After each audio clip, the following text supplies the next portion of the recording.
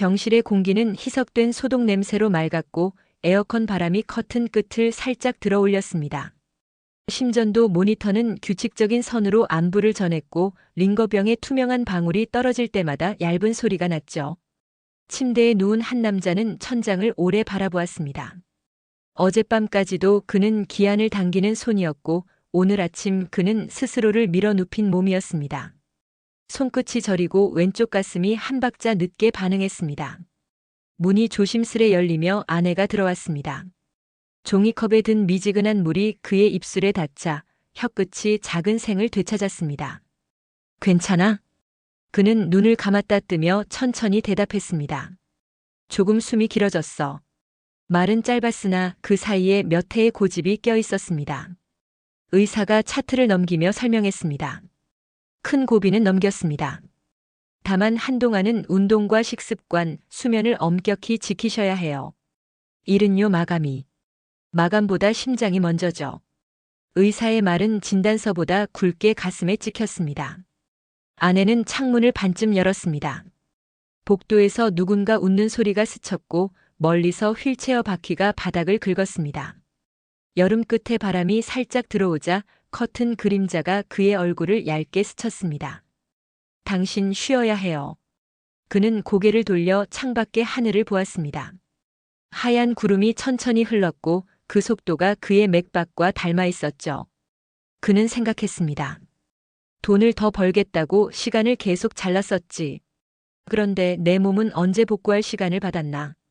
수첩에 빼곡히 적던 체크리스트가 한순간 무용해졌고 남은 것은 숨을 들이쉬고 내쉬는 간단한 일뿐이었습니다. 간호사가 들어와 링거 높이를 조정했습니다. 손 좀 편하게 두세요. 고맙습니다. 작은 인사가 입 밖으로 나오는 순간 그동안 걸어온 길이 얇은 필름처럼 뒤로 감겼습니다. 늦은 회식, 새벽 운전, 건너뛴 약, 헐렁한 운동화. 모두가 그를 여기로 데려왔습니다. 그는 아내의 손등을 가만히 덮었습니다. 미안해. 아내는 고개를 저었습니다. 지금 알면 됐죠. 병실의 흰빛은 차갑지 않았습니다. 그는 처음으로 숨을 세지 않고 숨을 쉬었습니다. 오늘의 할 일은 한 가지뿐이었죠. 살아남기 그리고 바꾸기. 아침 햇살이 병실 창문을 통과해 하얀 벽에 부딪혔습니다. 커튼 틈으로 새어들어온 빛은 링거줄을 타고 내려와 침대 옆 탁자에 떨어졌죠. 손가락마다 굳은 살이 남아 있었고 손등의 핏줄은 파랗게 도드라져 있었습니다. 이 손으로 참 많이 벌었지 그런데 그 돈으로 내 몸 하나는 못 지켰네. 속으로 중얼거리는 목소리가 작게 메아리 쳤습니다. 문이 열리고 아내 박선영이 들어왔습니다. 손에는 따뜻한 죽이 담긴 보온병이 들려 있었죠. 죽 좀 먹어요. 어제는 거의 못 먹었잖아요. 입맛이 별로야. 입맛이 없으면 살맛도 사라져요. 그녀는 말끝을 부드럽게 올리며 웃었습니다. 도연은 젓가락을 들었다가 잠시 멈췄습니다. 나 그동안 너무 바쁘게 살았지? 바쁘게 산 게 아니라 자기 자신을 잊고 산 거죠. 그 대답에 그는 눈을 내리깔았습니다. 아내의 말은 잔잔했지만 칼보다 깊었습니다. 간호사가 들어와 혈압을 재며 가볍게 말했습니다. 오늘은 수치가 안정적이에요. 조만간 퇴원 이야기 나오실 수도 있겠어요. 그녀가 떠난 뒤 도연은 벽시계를 바라봤습니다. 초침이 한 바퀴 돌 때마다 마음속에서 후회가 한 겹씩 벗겨졌습니다. 그가 30년 동안 매달리던 숫자, 실적, 목표. 그 모든 게 이 작은 병실 안에선 아무 의미가 없었습니다. 딸 하늘이 문을 열고 들어왔습니다. 아빠, 회사에서 아빠 걱정 많이 해요. 과장님도 병문 안 온대요. 괜찮아, 올 필요 없어. 나 쉬어야 돼. 아빠가 그런 말하는 거 처음 들어요. 하늘의 눈이 놀라움으로 커졌습니다. 도연은 처음으로 웃었습니다. 이제서야 알겠더라. 건강이 없으면 내가 아무리 서둘러도 아무데도 못 가. 창밖의 하늘이 조금 더 밝아졌습니다. 멀리서 교회 종소리가 들렸고 병원 옥상에 펄럭이는 태극기가 천천히 흔들렸습니다. 도연은 창가에 놓인 화분을 바라봤습니다. 작은 선인장이 그늘 속에서도 단단히 서 있었습니다. 저 선인장 매일 물 안 줘도 살아있대요. 아내의 말에 그는 고개를 끄덕였습니다. 그래도 물이 있어야 살잖아. 나도 그래. 이제부터는 내 몸에 물 좀 줘야겠다. 그는 천천히 죽을 한 숟가락 떠 입에 넣었습니다. 따뜻한 온기가 목을 지나 가슴에 닿는 순간 오랫동안 잊고 있던 사는 감각이 되살아났습니다. 그날 아침 그는 다짐했습니다. 다시는 나를 희생이라 부르지 말자. 나는 살아야 한다. 살아야 다시 일할 수도 사랑할 수도 있다. 햇살이 그의 얼굴을 덮었습니다. 그 빛 속에서 그는 잠시 눈을 감았습니다. 그리고 속삭였습니다. 이제부터 다시 처음처럼 살자. 병원 문을 나서자 햇살이 눈부셨습니다. 바람은 부드러웠고 오래 맞지 못했던 바깥 공기가 폐 깊숙이 들어왔습니다. 김도연은 가슴에 손을 얹었습니다. 심장은 여전히 일정하게, 그러나 예전보다 천천히 뛰고 있었습니다. 이제부터는 좀 천천히 걸어요. 아내 박선영이 그의 옆에서 걸음을 맞췄습니다. 천천히가 익숙하지가 않네. 이제 익숙해지면 되죠. 둘은 작은 미소를 나누며 병원 입구를 뒤로 했습니다. 차창 밖 풍경은 여느 때와 다르지 않았지만 도현의 눈에는 모든 게 새로웠습니다. 횡단보도 앞 신호등, 가게 앞 수레에 쌓인 과일, 손주를 아는 노인 부부. 예전에는 아무 의미 없던 장면들이 하나하나 그리웠습니다. 저기 커피 냄새 좋다. 한 잔 마실래요? 당신이 커피 냄새를 좋아한 적이 있었나? 이젠 느리게 마셔도 될 것 같아요. 작은 카페 창가에 앉자 도연은 잔을 두 손으로 감쌌습니다. 뜨거움이 손바닥에 스며들며 살아있다는 실감이 났습니다. 창문 밖에서 햇빛이 빛났고 거리를 지나는 사람들의 발걸음이 평화로워 보였습니다. 이 시간에도 일하는 사람들이 많겠죠. 그건 그 사람들의 몫이에요. 당신 몫은 지금 숨 쉬는 거예요. 박선영의 말에 도연은 고개를 끄덕였습니다. 집에 도착하자 현관 냄새가 낯설게 느껴졌습니다.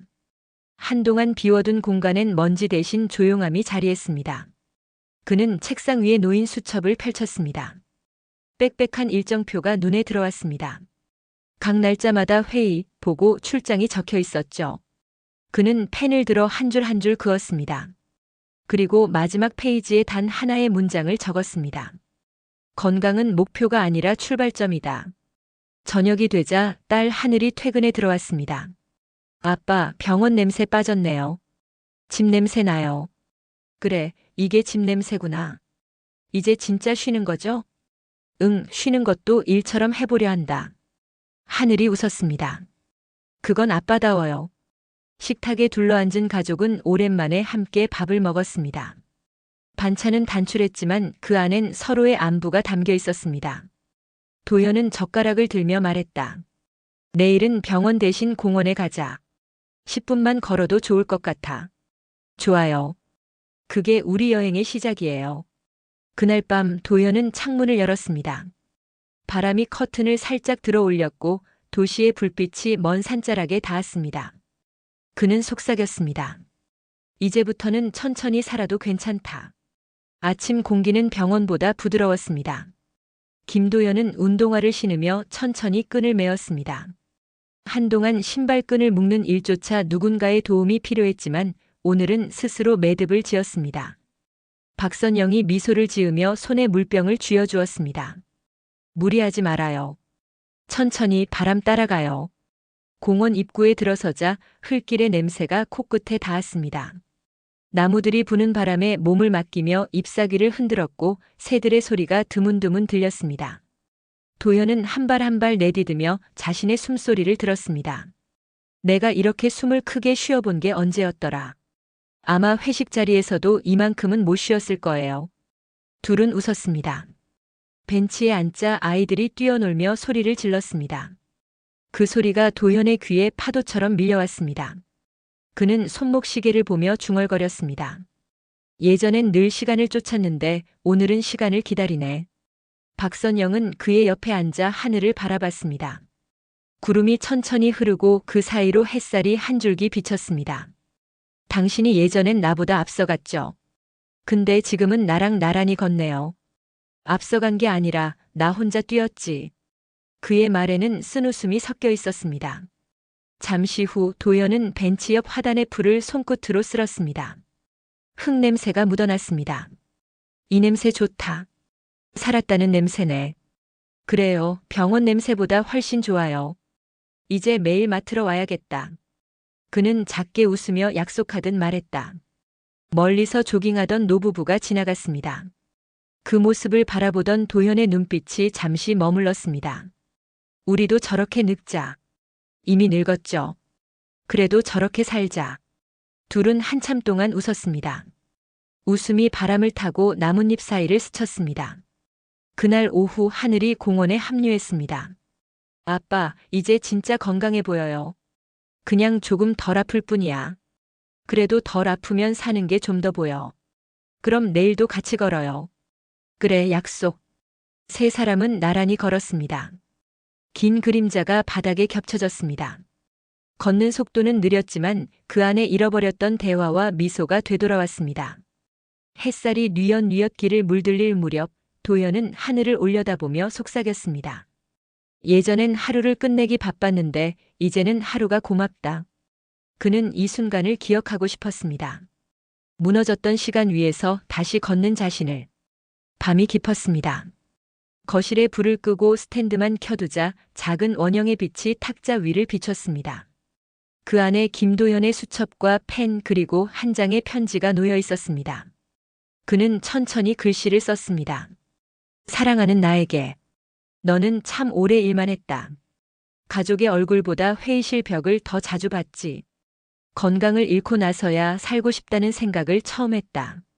이제는 늦지 않았다고 믿고 싶다. 그는 펜을 내려놓고 숨을 내쉬었습니다. 창문을 열자 가을밤 바람이 들어왔습니다. 바람은 커튼을 천천히 흔들며 집안을 한 바퀴 돌았습니다. 무슨 글 써요? 박선영이 부엌에서 따뜻한 차를 들고 와 물었습니다. 그냥 나한테 쓰는 편지야. 살아있는 사람한테 쓰는 편지면 좋은 거죠. 그녀는 조용히 웃으며 찻잔을 그의 앞에 놓았습니다. 차향이 방 안에 퍼졌습니다.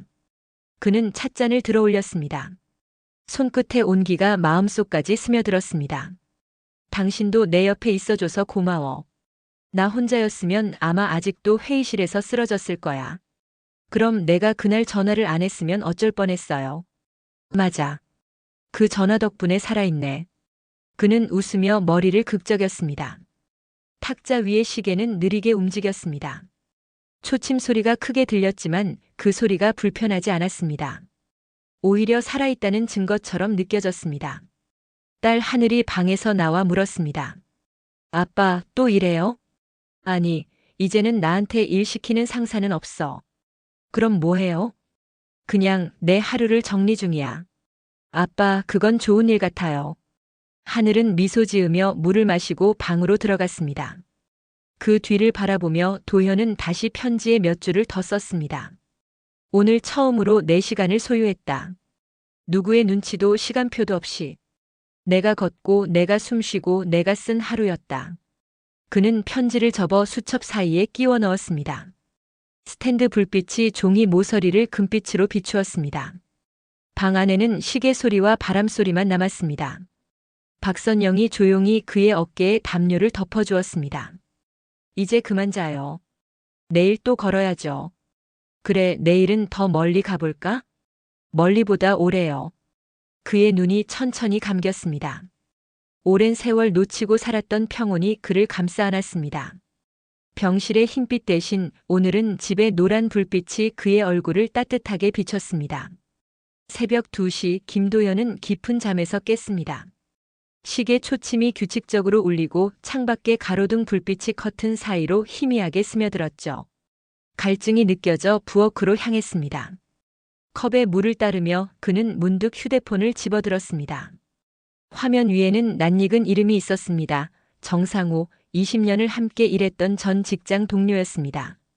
잠시 망설이다가 전화를 걸었습니다. 3번의 신호음 끝에 익숙한 목소리가 들렸습니다. 도현이냐? 이 시간에 웬일이야? 그냥 잠이 안 와서. 병원에 있었다며? 괜찮아진 거야? 응.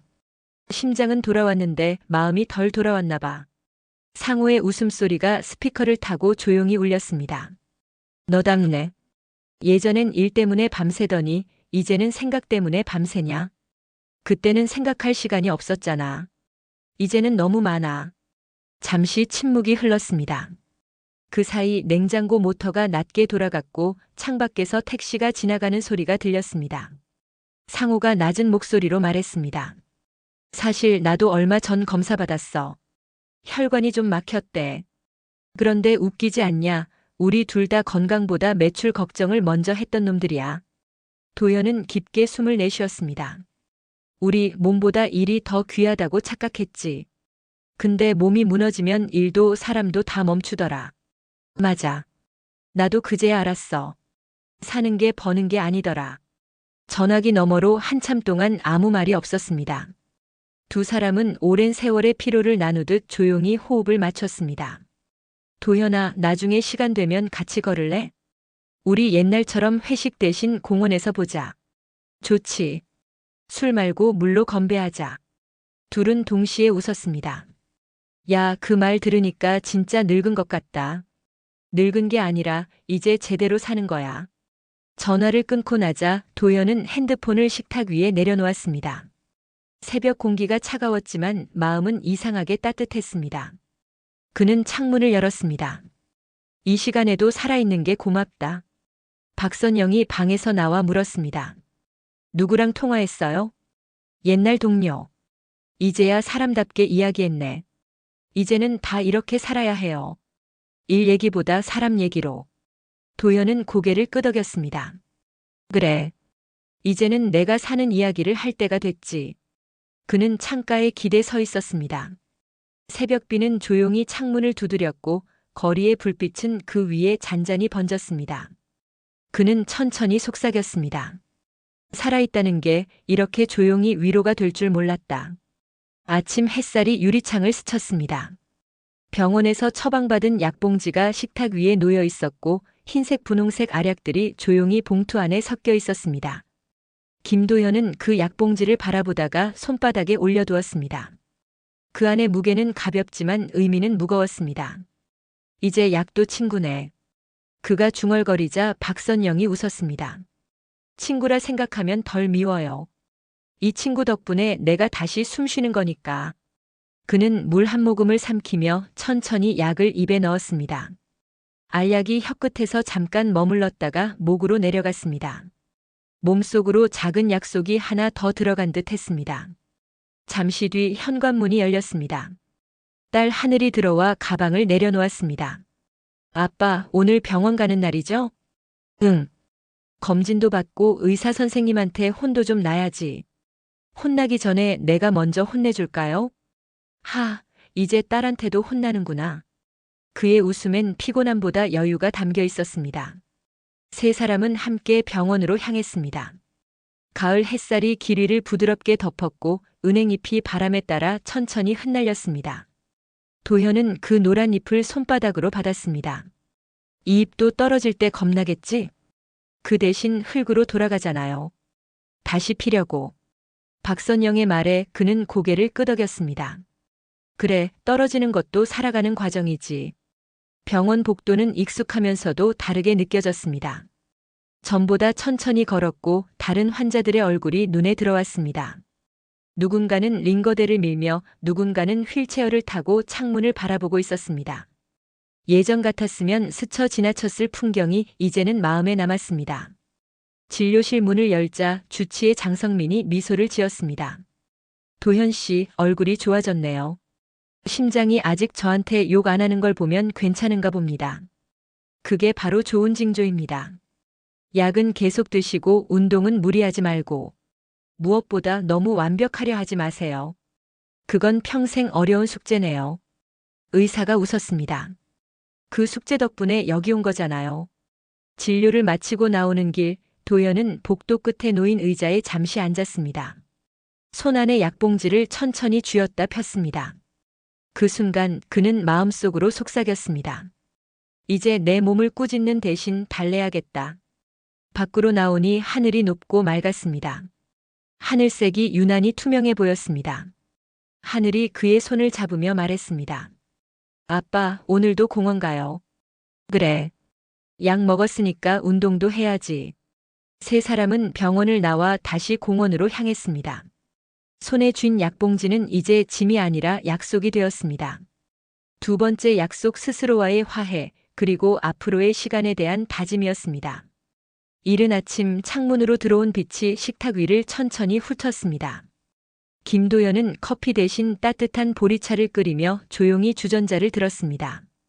김이 피어오르는 모습이 마치 생명의 숨결처럼 느껴졌습니다. 오늘은 특별한 날도 아니었지만 그는 이상하게 설레었습니다. 박선영이 부엌으로 들어와 물었습니다. 오늘 왜 이렇게 일찍 일어났어요? 그냥 눈이 먼저 떠졌어. 자고 있는 게 아까워서. 그는 잔을 들어 향을 맡았습니다. 은은한 곡물 향이 코끝을 간지렸습니다. 예전엔 커피 냄새가 하루의 시작이었는데 이젠 이런 냄새가 살아있다는 냄새 같아. 선영은 미소를 지으며 식탁에 앉았습니다. 그게 인생이죠. 바쁘면 못 맡던 냄새. 잠시 후 딸 하늘이 졸린 눈으로 나왔습니다. 아빠, 오늘 병원 안 가요? 이제 한동안은 안 가도 된대. 대신 매일 약속 하나 지켜야 해. 무슨 약속이요? 하루를 감사히 사는 거. 하늘은 고개를 끄덕였습니다. 그건 좋은 약속이다. 세 사람은 아침밥을 함께 먹었습니다. 반찬은 소박했지만 웃음이 식탁 위를 가득 채웠습니다. 도현은 젓가락을 내려놓고 가족을 천천히 바라보았습니다. 예전엔 밥상 위에서도 머릿속은 늘 일에 묶여 있었지만 지금은 오롯이 이 순간에만 머물렀습니다. 식사를 마친 뒤 그는 운동화를 신고 현관문을 열었습니다. 문틈으로 들어온 바람이 얼굴을 스쳤습니다. 다녀올게. 어디 가요? 그냥 걷고 오려고. 병실에서 약속했잖아. 살아서 걸어보겠다고. 그는 천천히 계단을 내려갔습니다. 발밑에 부서지는 햇살, 흙냄새, 멀리서 들려오는 자전거 바퀴 소리. 모든 것이 음악처럼 들렸습니다. 공원 입구에 도착하자 나무 사이로 햇빛이 부서졌습니다. 그는 그 아래 벤치에 앉아 하늘을 올려다봤습니다. 이렇게 밝은 하늘이 있었나? 그의 입가에 잔잔한 미소가 번졌습니다. 그 순간 옆자리에 앉은 노인이 말을 걸었습니다. 요즘 날씨 좋죠? 어디 아프셨나 봐요. 네, 조금요. 근데 덕분에 이제 잘 살고 있어요. 아프고 나면 다들 그렇게 말하죠. 근데 금방 잊어요. 저는 이번엔 안 잊을 겁니다. 그는 단호하게 대답했습니다. 노인은 고개를 끄덕이며 웃었습니다. 그럼 됐어요. 그게 사는 거니까. 도현은 고개를 숙여 인사했습니다. 바람이 지나가며 나뭇잎을 흔들었고 햇살이 그 사이로 흩어졌습니다. 그는 가슴 위로 손을 얹었습니다. 심장이 고르게 뛰고 있었습니다. 아프기 전엔 몰랐지. 살아있는 것만으로도 이렇게 완전한 순간이 있다는 걸. 잠시 눈을 감자 병실의 흰빛이 떠올랐습니다. 그곳은 두려움의 공간이었지만 이제는 깨달음의 시작이었습니다. 그는 조용히 속삭였습니다. 오늘도 고맙다. 살아있어서. 바람이 그의 머리칼을 스쳤고 멀리서 아내와 딸의 웃음소리가 들려왔습니다. 그 소리는 인생이 다시 흐르고 있다는 신호 같았습니다. 그는 자리에서 일어나 천천히 걸었습니다. 이제 그의 발걸음은 두렵지 않았습니다. 살아있다는 사실이 이미 완벽한 여정이었으니까.